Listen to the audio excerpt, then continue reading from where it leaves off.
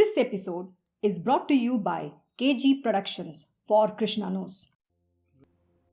Yeah, good evening. We have just about 2 or 3 verses left, so I think we should be able to finish it today. We are doing the Narada Bhakti Sutra, Sutra 82.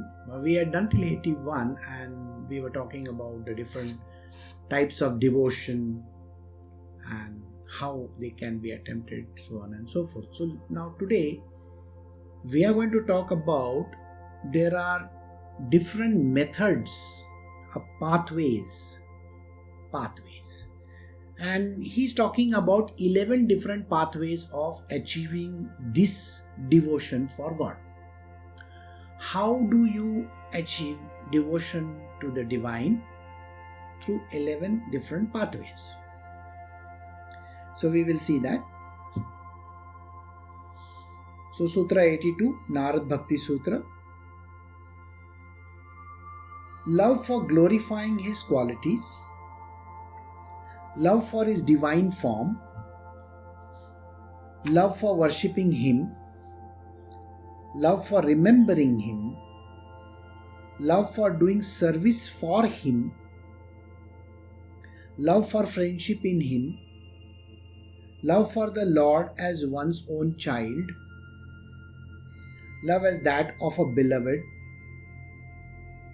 love for a total self-offering at his feet, love for complete absorption in him, love as expressed in the pangs of separation from him. Thus, through love is only one. There's only one love. It is expressed in 11 different modes. Now, these are 11 different modes which I enumerated just now. So we will take them one by one. Love for glorifying his qualities. What are we actually doing just now? We are reading a scripture which is the epitome of how this love has to be expressed, isn't it? We are doing what is called as the Narada Bhakti Sutra. Narada is showing us the path of love. What does he do? Every time when he has to meet God, he will say Narayana, Narayana. And this word is constantly on his lips. If you take up any scripture which is talking about Narada, any scripture, you will find him glorifying God. In every scripture, he will say, oh, your eyes are so pretty, your ears are like this, your kan kundal is like this, you have got such a beautiful face. Everything is a descriptive one. It talks only of how the entire Lord looks like, how beautiful he is, and so on and so forth. So, the way in which he glorifies the qualities. Glorifying someone. We have done this in our life where we have glorified people. When we glorify someone, how does that person feel? Naturally, the person feels nice about it. So, if you were to tell your wife, your girlfriend, or whoever, she's so pretty, she's so beautiful, and so naturally, the first thought she will say, oh, you want something from me. Well, the idea is not to get anything from Lord, but just to feel good about how we glorify him. Glorifying the Lord is so very important. What does a person do when he goes to the temple, church, or any of these holy places that he wishes to visit? Doesn't he say prayers? Prayer. It is nothing but praises to God, isn't it?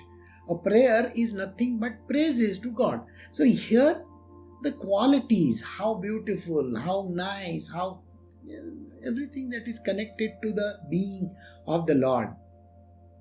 So glorifying Him is so important. So who all have done in the past?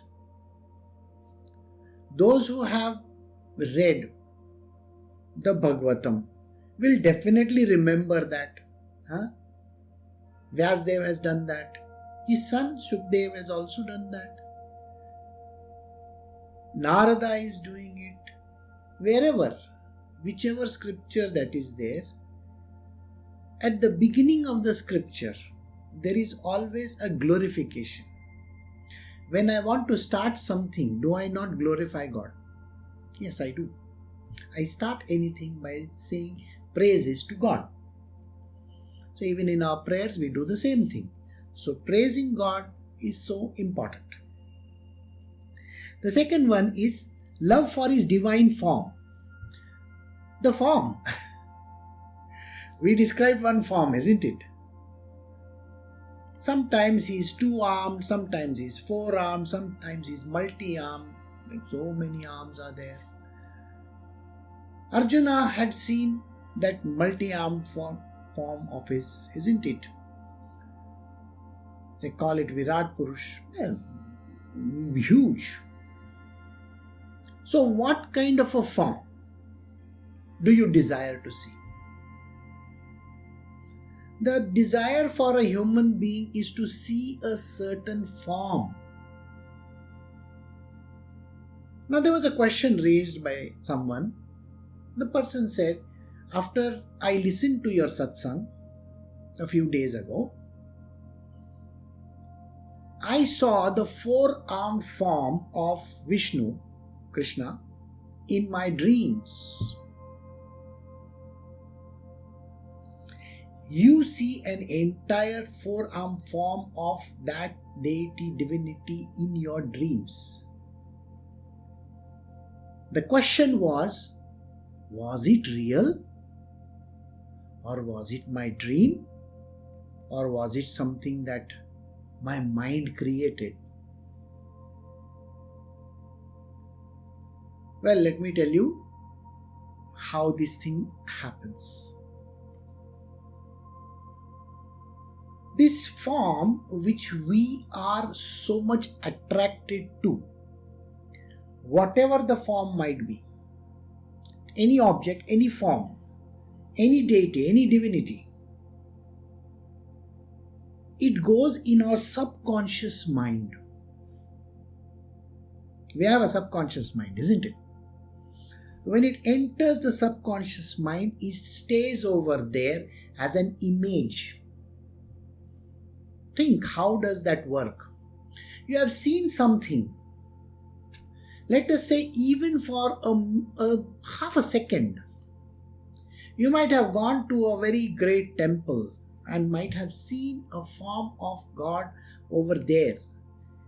Maybe the eyes are attractive.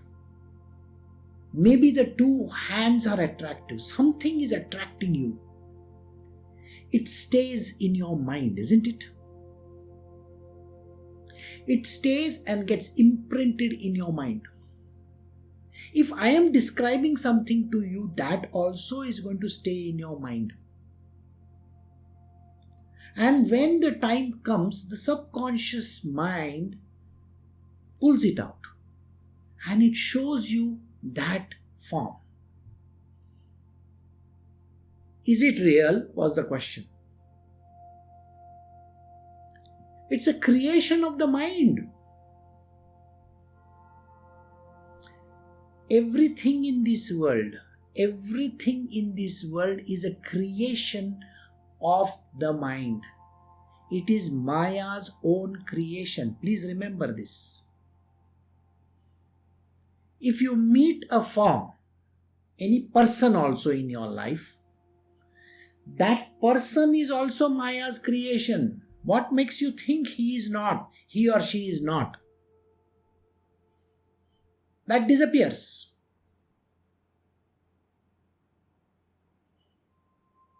Imagine there is a house in front of you and there is a window. Think, I'm just telling you something. And the house is always covered, it's closed.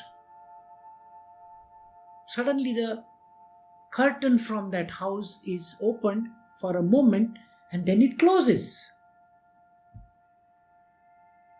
Now what comes in your mind?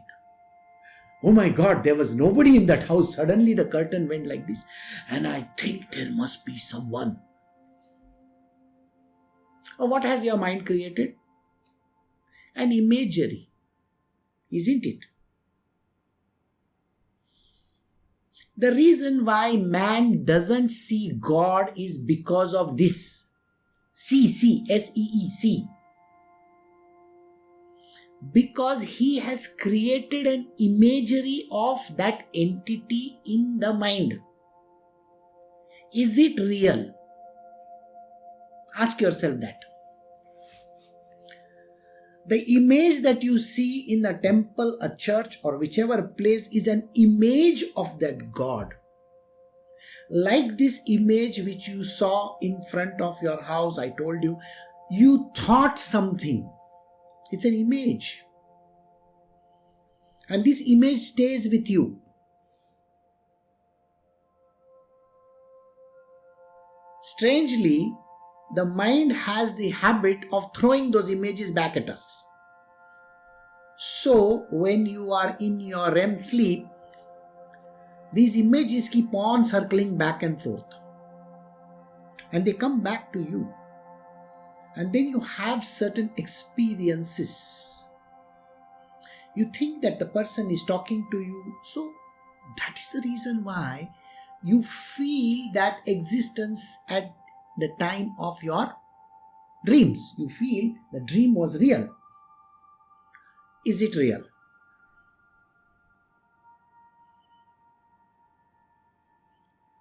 This reality is a very strange phenomena. It is all dependent on what is called as a faith. Why doesn't anybody get to see the God over there? Why? Why they don't see the God over there? The reason why they don't see the God over there is because their faith is like that. It is all dependent on the faith. Now, what you see in a dream is concocted by the mind. Alright? And that concoction is not real. It is unreal. Think what I am saying. The dear Lord is way beyond our senses, mind, intellect, and the last body that is there, causal body, is beyond that. Why would he want to be a part of your mind? Doesn't it occur to you that you are still talking through the mind? So whatever experiences that you are getting is on the material plane. Material plane. And this material plane is going to affect you. If you see it once, you want to see it again. And then again. And then again. I mean, just imagine it is like having a photograph of a person. You keep it bringing in front of you again and again and again and again. And what is there in that? There are no real experiences. Okay, all this that I am saying, I'm going to refute it later on, okay? So first you got to hear this part. So refutation is a part of our world.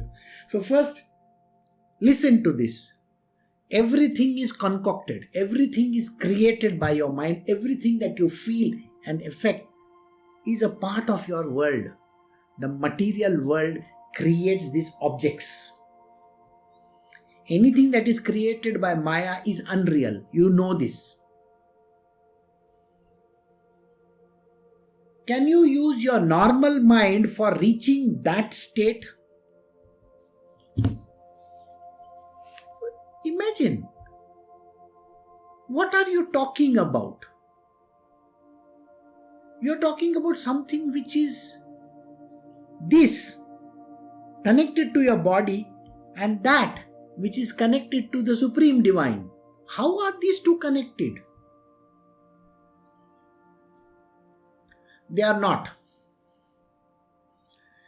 These are not connected. So there was a question in the Uddhava Gita, and in that question, I will read out that thing to you so that you get an understanding of what I am speaking. This is a slightly difficult part. The dispute is whether the Atma is or is not, hinges on the difference of view merely, and is due to the non-perception of the Atma. Even though it is baseless, it never ceases for men who are averse to me their own self. A little bit twisted kind of a verse. So he says,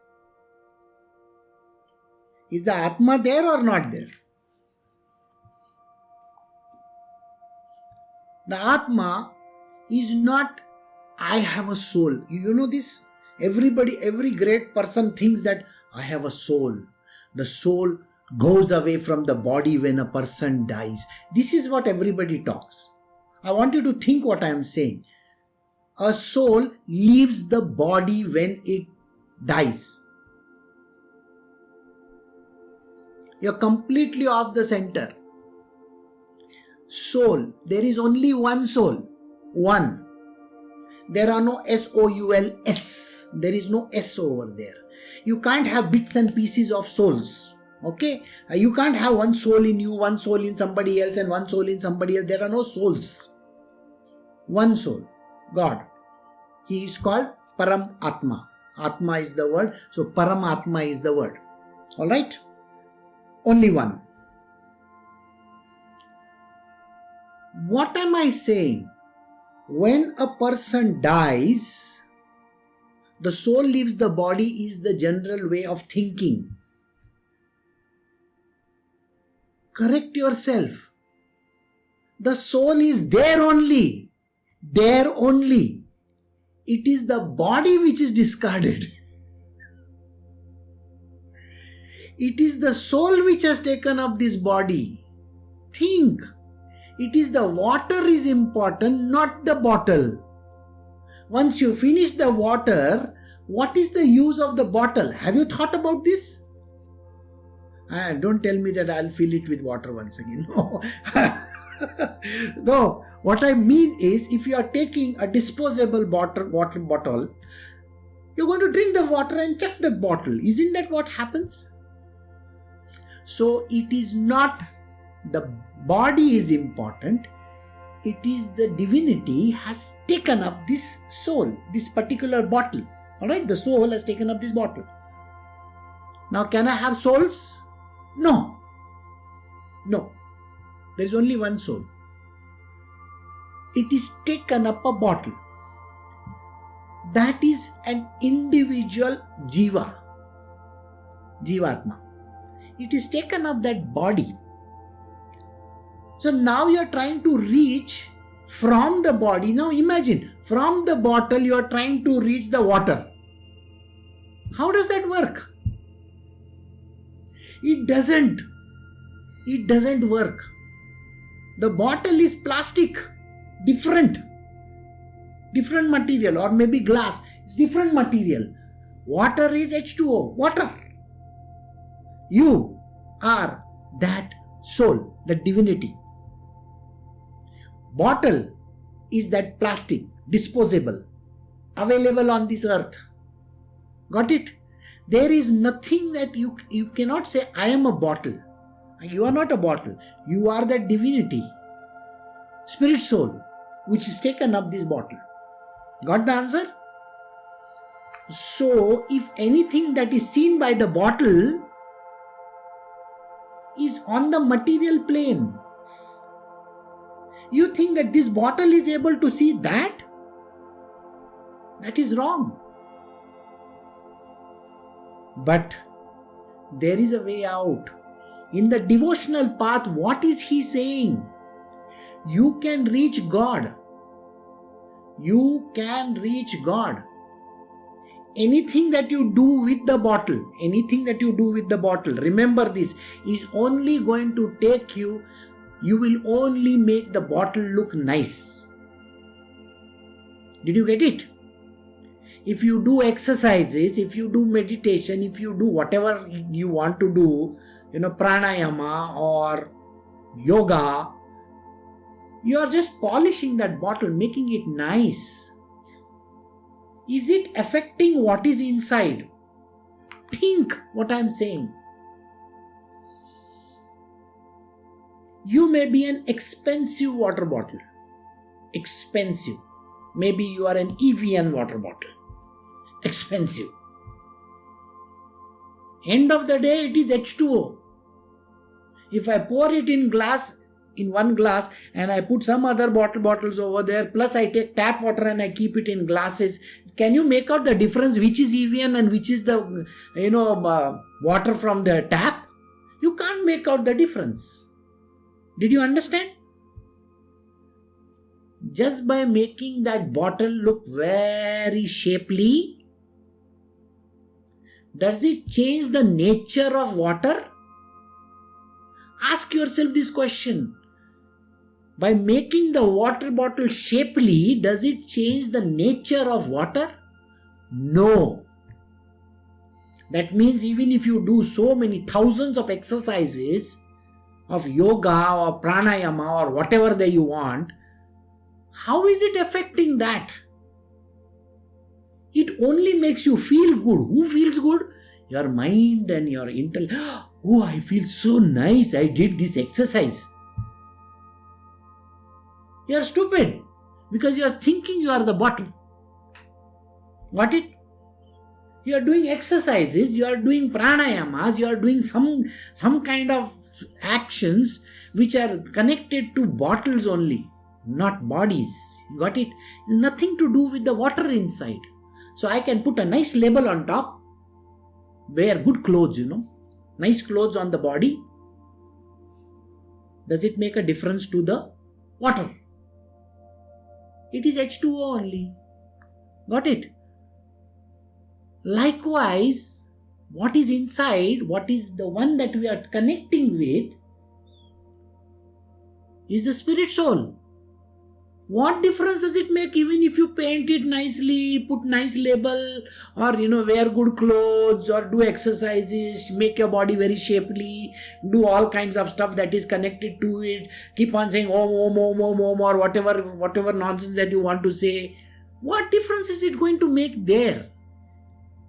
You are only going to get the water bottle, that bottle of yours, or what is called the body, very, very interesting.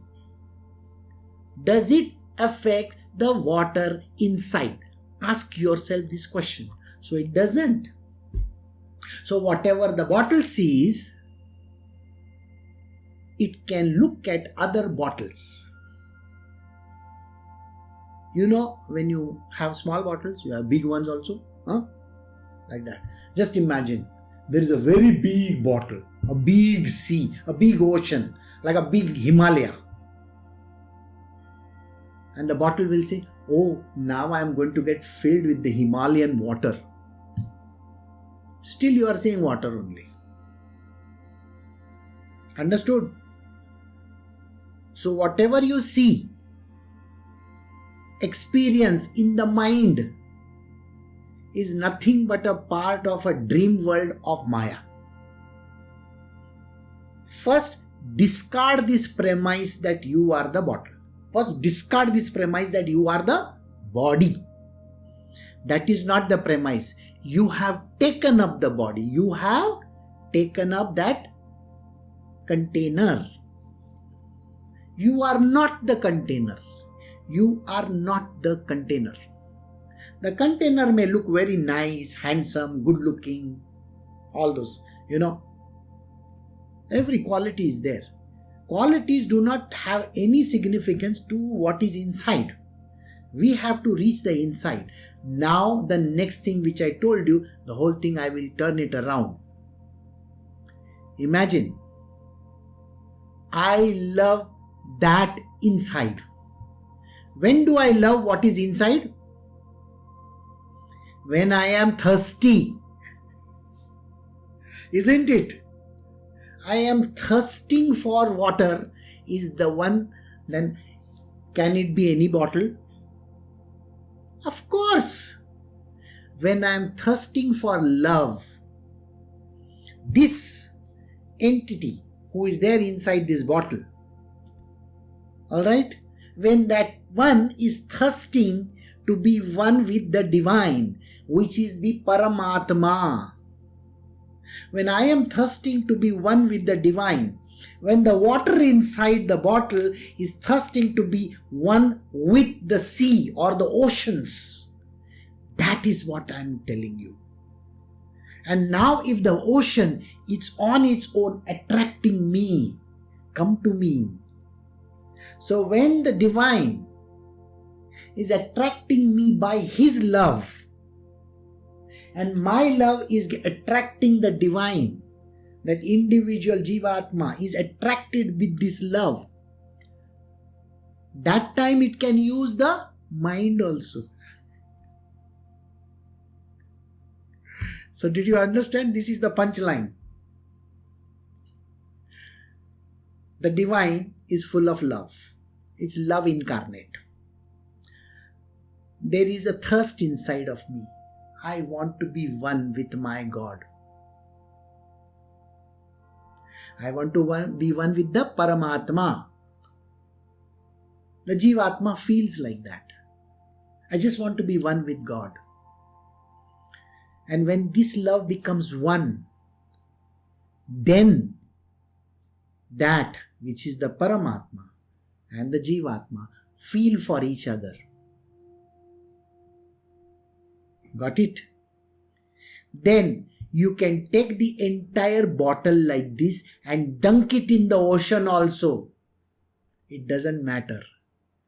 So take your entire body, use it and dunk it in the ocean of love. Then you become one with it. This is the truth. So, love for his divine form, love for worshipping him. I have to worship the God. Worshipping him in which manner? There are various forms of worship. So I can form any kind of worship that I feel like. I can take flowers, I can take anything, maybe sweets or something like that. Don't I want to worship him that way?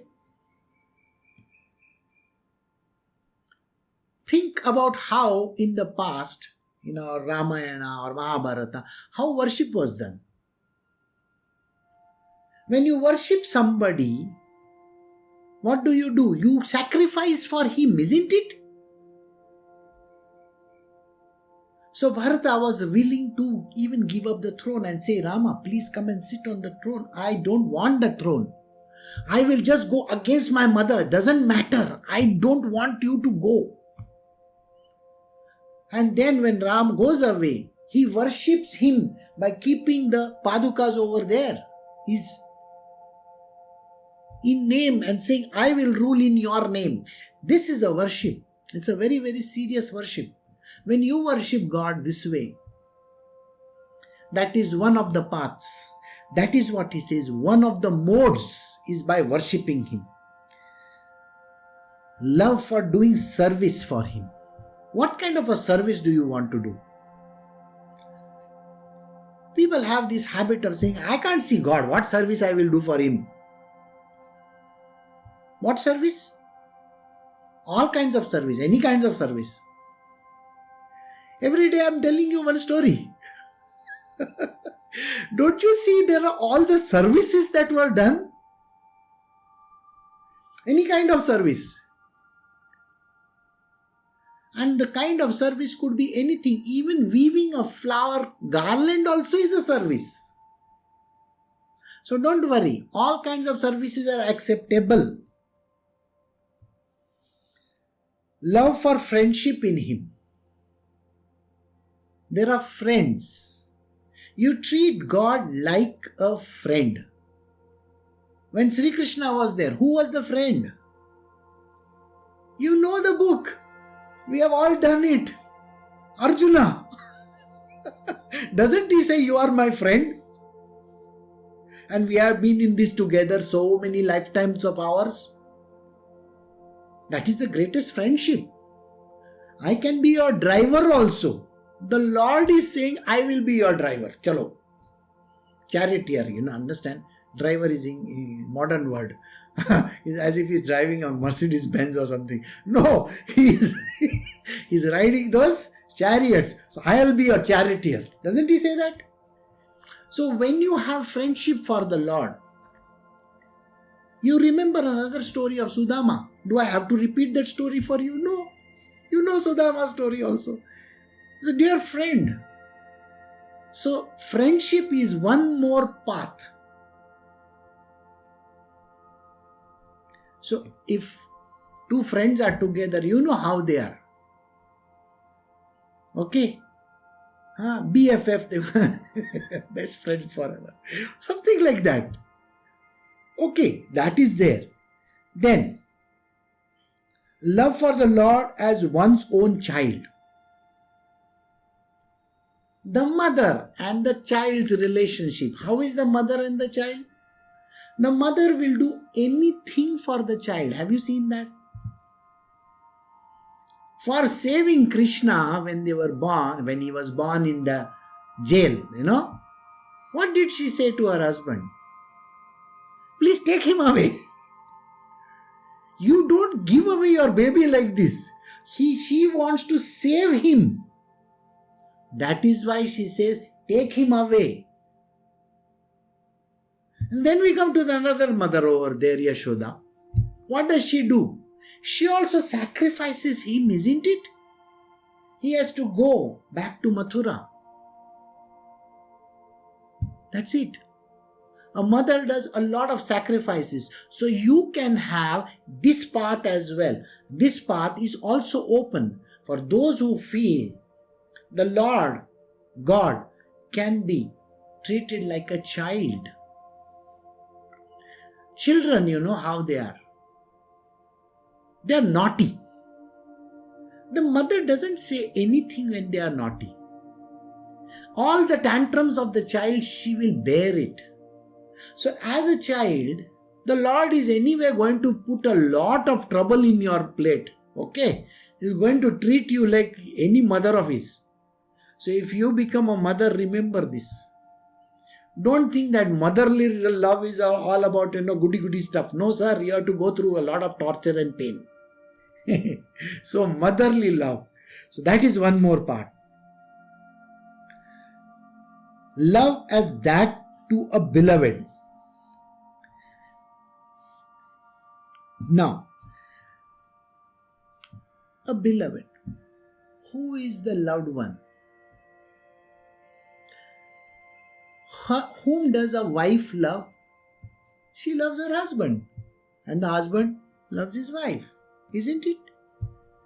They have gone in matrimony and they are in love with each other. So they stay devoted to each other.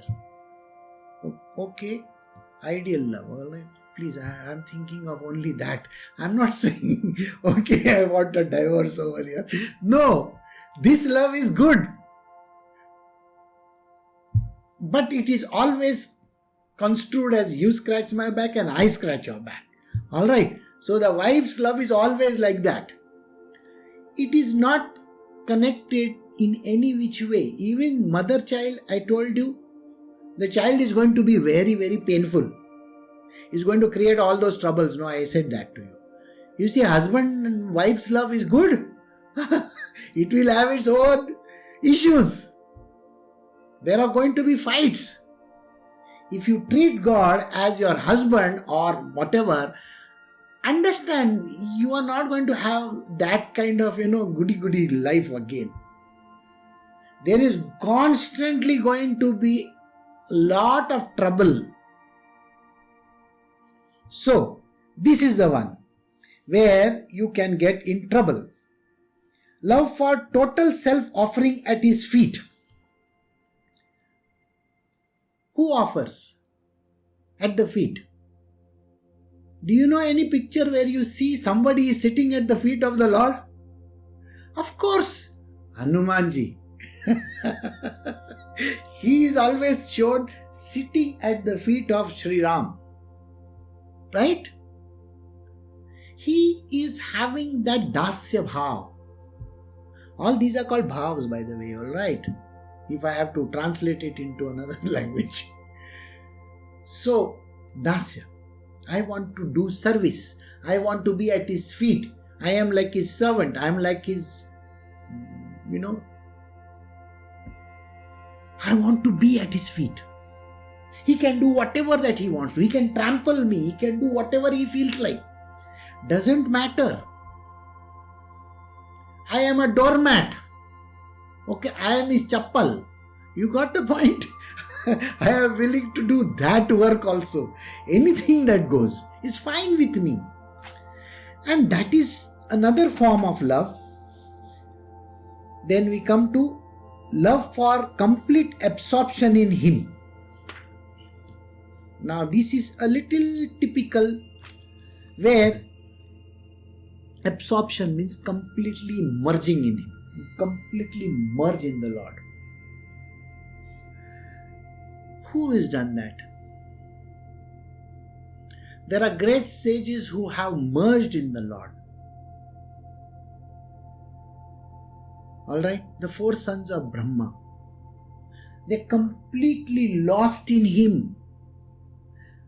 They don't have even any inkling of how they are dressed.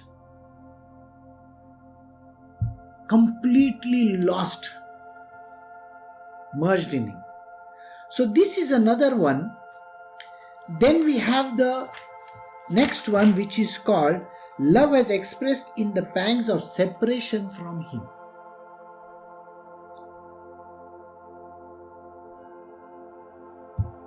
This is the 11th one and the last one. What makes you think Narada has kept this as the last one?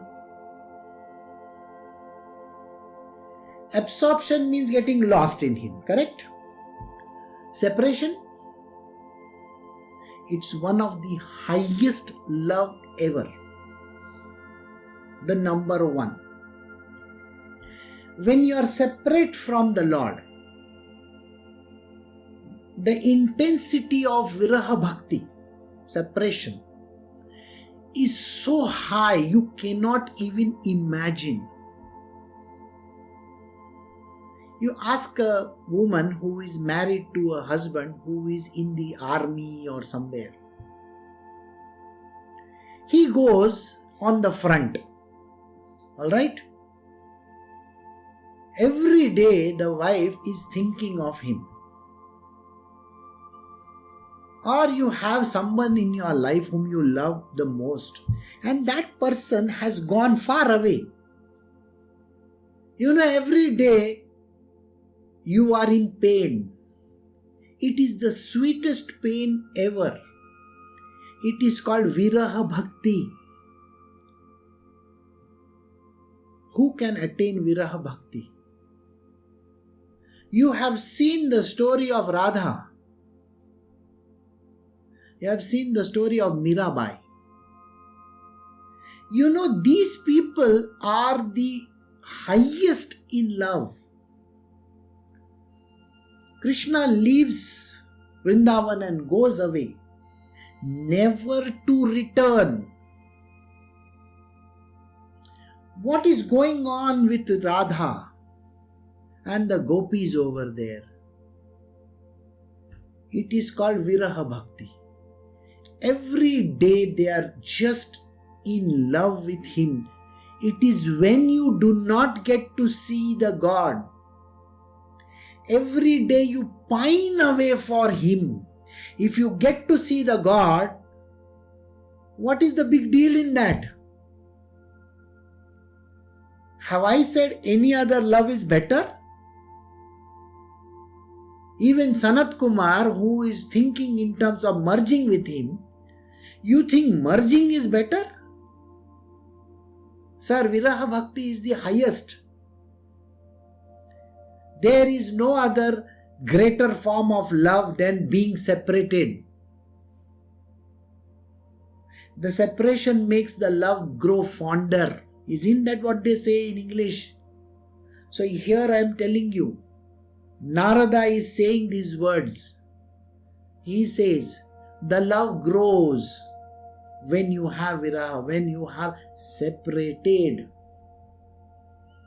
You pine away for that. So, if you were to meet Krishna, even in your dream,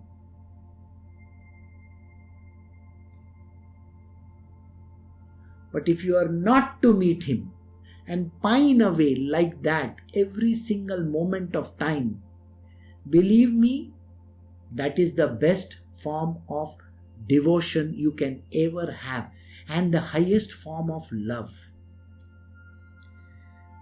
So, thus love is only one. All these different loves that you have, make a nice big one, and then you can have it. So if you can understand the kind of love that is there for the Divine Lord, this way, when you don't get to see Him at all, that would be the highest. But if you were to meet Him, I don't think that could matter. Because when you meet Him, everything that you think about goes away. Doesn't remain. That is why. So we have come to the end of Sutra 82. So we will do 83. We're just going to name the sages who are experiencing this. So Narada Bhakti Sutra, Sutra 83, thus declare they who are fearless of other people and their prattlings, their unanimous opinion. They who are the masters of the path of devotion, such as Sanatkumara Vyasa, Sukdev, Shandilya, Garga, Vishnu, Kaundinya, Sesha, Uddhava, Aruni, Bali, Hanuman and Vibhishana. All these people expressed different kinds of love. These are sages, saints and very higher beings. They are endorsing what Narada has said. So if you feel that you wish to be on the path of devotion, the devotional path is to be achieved this way only. Those who are fearless of other people and their prattlings. Let whosoever want to say whatever that they want to say. Why are you bothered about it? If someone says you are stupid doing like this, why are you bothered? It is their narrow mind. There are lots of people in this world who will say whatever they feel like. Why are you interested in listening to them? Can you continue to be in love with the divine and have complete devotion for God? Let the world talk. We are not here to change their way of thinking. Please remember this. If they are wearing a colored glasses, they will see the whole world in that color. Someone who comes to you and says, there is no God. He is wearing dark color glasses. He is seeing everything dark. That is his problem. There are other people who will say, no, Shiva is the greatest. This one is greatest. Some God is greatest. Sir, they are wearing some green color or yellow color glasses. They will see that Shiva everywhere. That is their choice. Are we here to refute them? No, if you are a foolish person, please refute them.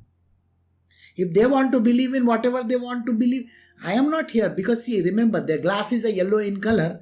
They are going to see the whole world yellow. Why are you wanting to change their way of thinking? Don't bother. Similarly, somebody has got red color. They will say everything as red. So there are different, religious groups in this world. Christians will say something. The Muslims will say something. The Hindus say something. The Jains say something. The Buddhists say something. They have got a choice. They are wearing different color glasses. They are free to say what they feel like. Do you remember my lesson? It is connected to the body. And it is Maya's creation. Why are you getting carried away by what they say? Let them say whatever they feel like. Their choice. You don't get disturbed. You don't get carried away by what they say. Let them be. And when you let it be, then you will not argue with them. You're going to waste your breath. What is the important mantra over here? Silence. Don't bother. Don't try to correct them. We love to correct people. Correction. Oh, you don't understand. This one is great. The other person will say that one is great. Whoever is great, let them be. In today's story, we'll be doing one. I'll tell you. Whatever they wish to feel, that is their choice. Nobody bothers. And don't bother. Because remember, everybody has an opinion, isn't it? So he says, don't be bothered about it. You just be fearless in whatever that you do, in whichever way or the form or the path that you take. You can take the path of a brother. You can take the path of a sister. Does it matter?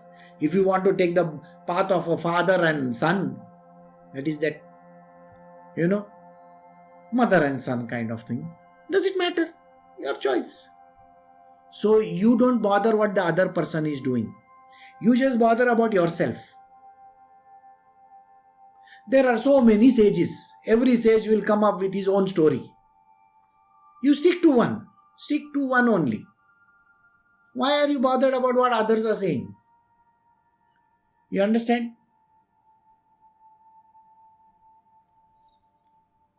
So, the sages that are mentioned here, Sanatkumara Vyasa, I don't have to explain this. Vyasa Muni, who is there? Sanatkumara, who is there? These are sages, they are from the past.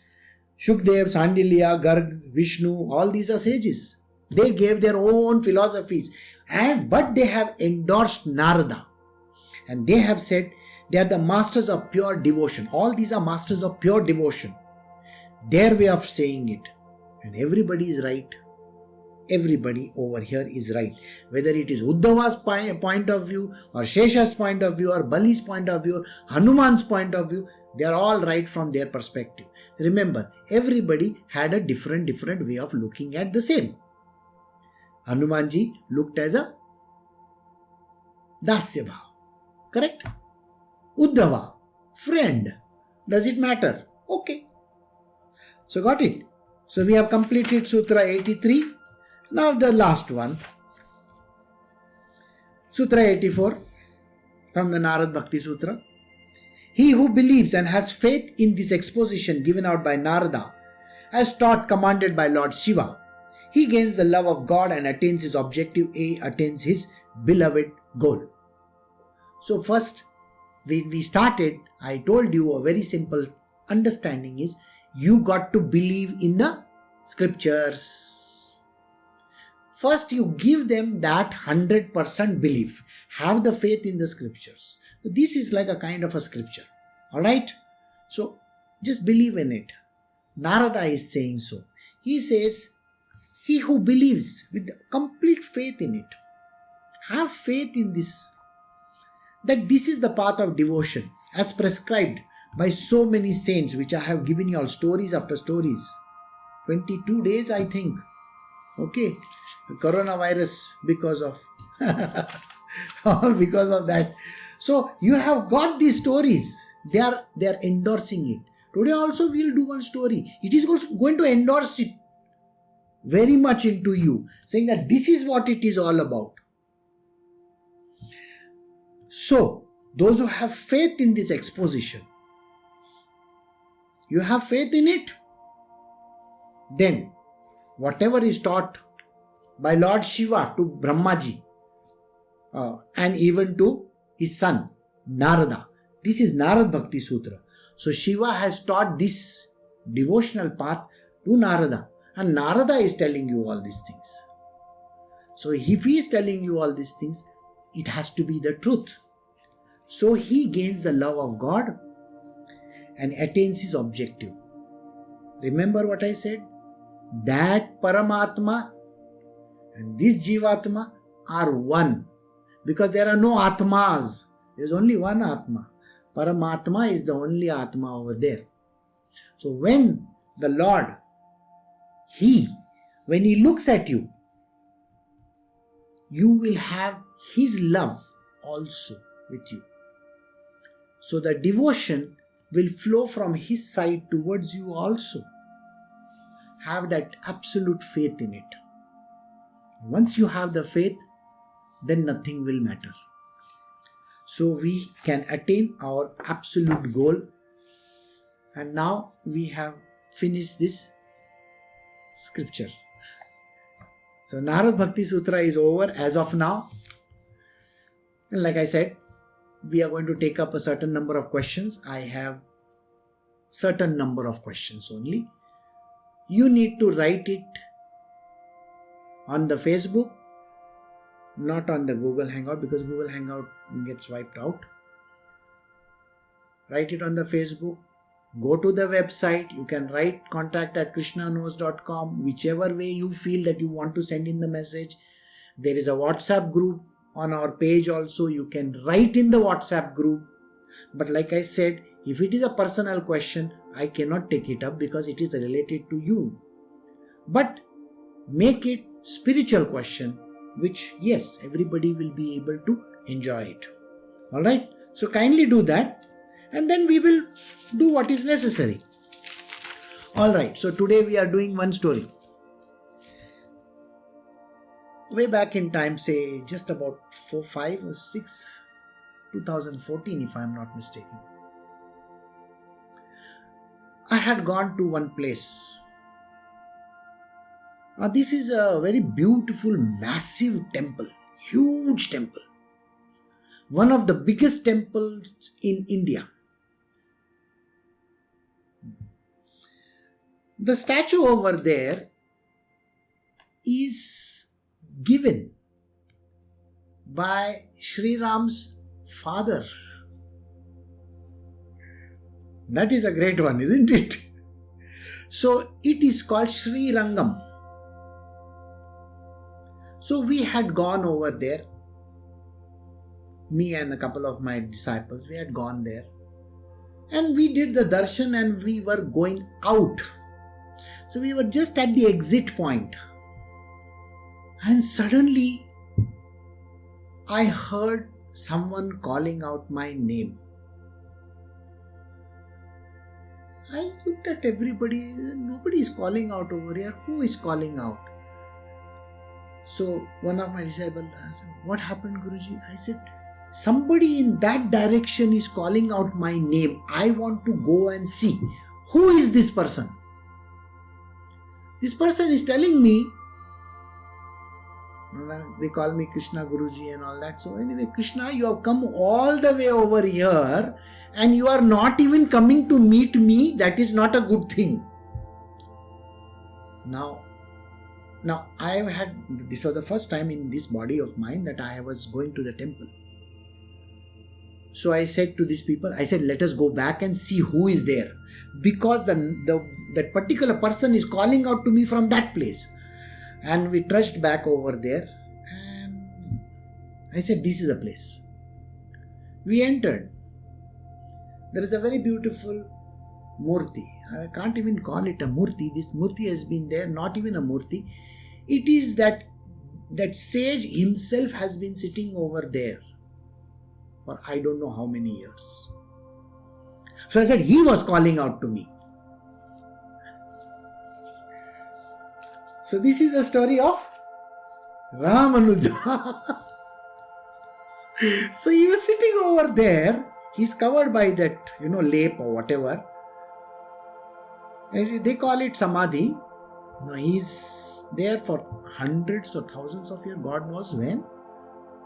And I said, he called out to me, so I have come here. So we did one small puja over there.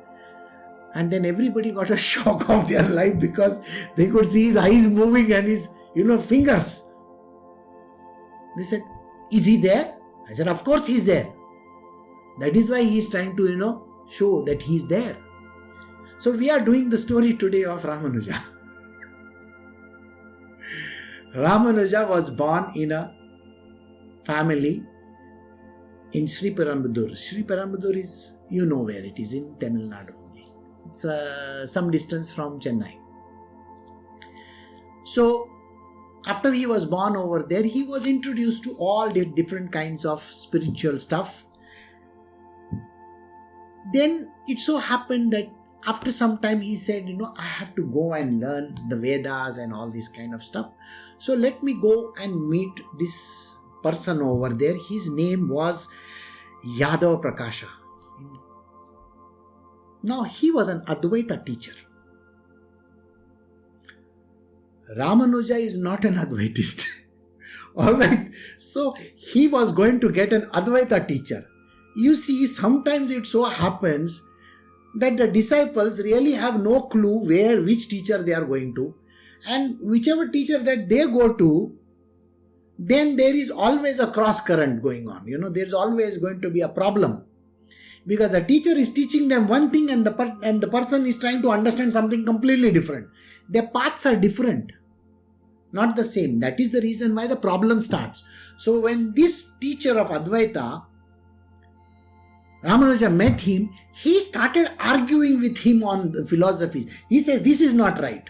Now you can't stand in front of the teacher and keep on arguing, no? So the teacher one day decides, I have to murder this guy. Because he's against me. I got to take him away from here, kill him. So he concocts a story and tells one of his disciples. His name is Govind Bhatta. He tells Govind Bhatta, you go with him to Kashi. In the middle, we will finish him off. But Govind Bhatta is a great friend of his. So he comes and tells him, you know what? They are trying to finish you. Run away from here. So Ramanuja runs away from there with the help of some hunters and all that. Again, I'll take few more minutes of this story, so don't mind. 2-3 minutes more, alright? After 5:30. So he runs away from there and then he says, this is terrible, my own teacher is trying to kill me. How is that possible? Sir, if you are getting into a stream which is not yours, think, you are a commerce student and you are trying to get into science. Science doesn't enter your brains also. Every time you will want to argue with the science teacher over something or the other.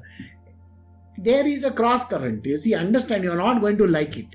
That is the reason why the problem happened. And anyway, the teacher never bothered after that. He went away. Now what happened was, there was one person who was a Matadhikari. Okay. His name was Acharya. Okay. So he was in charge of all these Sri Perumbudur, this one, that one, Sri Rangam, Kanchivaram, all that. So he was sitting as a chief. Now in Kanchi, he had one person who was in charge of that place. His name was Kanchi Purna. So our great friend, he goes all the way to Kanchi. Anyway, he was interested in going there. So he goes over there and he meets its Kanchi Purna. Now when you meet a great person, naturally you say, no, please come to me. By the way, he was already married, alright? He had a wife and all that. So what he did was, he called Kanchi Purna home. And when Kanchi Purna came home, Ramanuja was not there. He had gone out somewhere. So naturally what his wife did was, he said, okay, you have been invited, so I have to feed you. And she fed him nicely and all that. And after some time, when Ramanuja comes, he looks at his wife and he says, oh, she's cleaning the whole house up. So he asks him, why are you doing this? He's from a low caste, So naturally, I have to clean this whole house up. Now he can't see this happening. He is very angry with her. He says, you can't do this kind of a thing. There is no casteism. I don't like this kind of a thing. So she says, you don't understand. And they have a fight. And this fight becomes bigger and bigger and bigger. And finally, he just says, I am fed up of all this. And he takes sannyasa and goes away.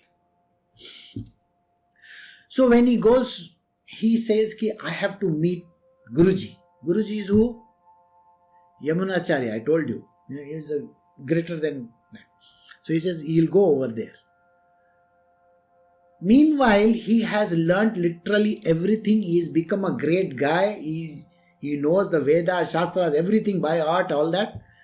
So Yamunacharya, he has already decided that I want him as my successor. Ramanuja. So what he does is, he has called him, he said, come to me also, and he is going there. But by the time he reaches over there, the guy is dead. Now what do you know if he is dead? So he says, you know what? Before dying, he had last wishes. First is you have to write on the Brahma Sutra.